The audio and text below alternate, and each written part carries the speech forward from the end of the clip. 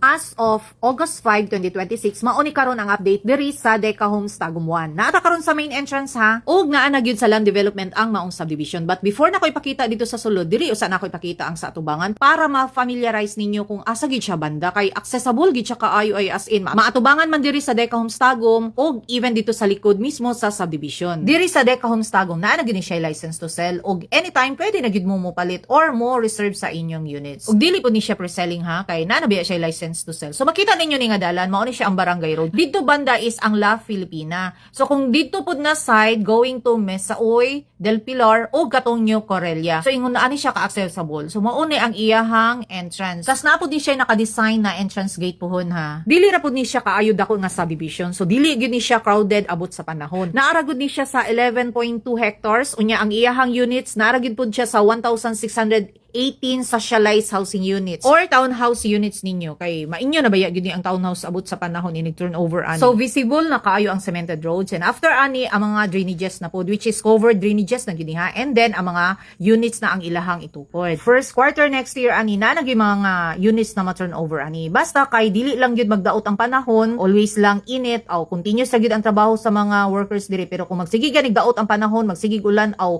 mapending gyud ang trabaho mo na makakos og delay gyud siya. Sa tumoy ani nga subdivision naara pud ni siya access kay naabya dito ang Kuambugan Central Elementary School. Zero equity or zero down payment pa mi karon ha. Anytime pwede ra pud mag-change ang price details kaya pag reserve na gyud mo.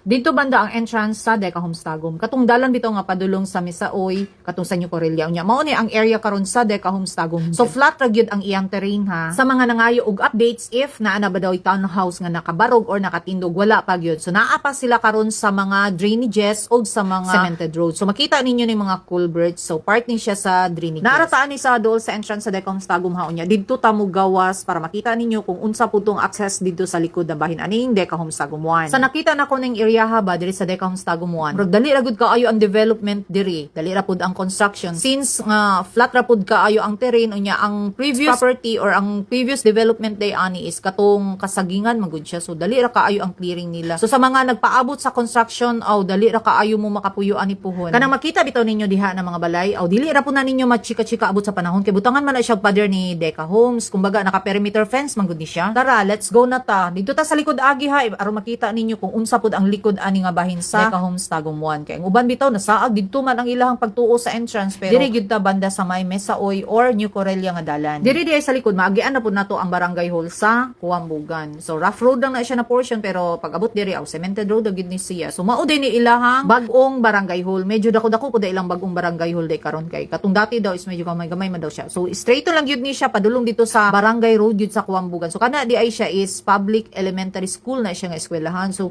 nakita na ko sa Google Map is nagtapad sila sa Kuambugan Central Elementary School ug ang Florentino Elementary School. So duha day ang eskwelahan diri sa public. So here we go na ta diri sa Kuambugan Barangay Road. So ingon ani ra gyud siya ka-accessible sa eskwelahan di banda and then diri ang ilang gym and so on and so forth. Till next update. Bye for now.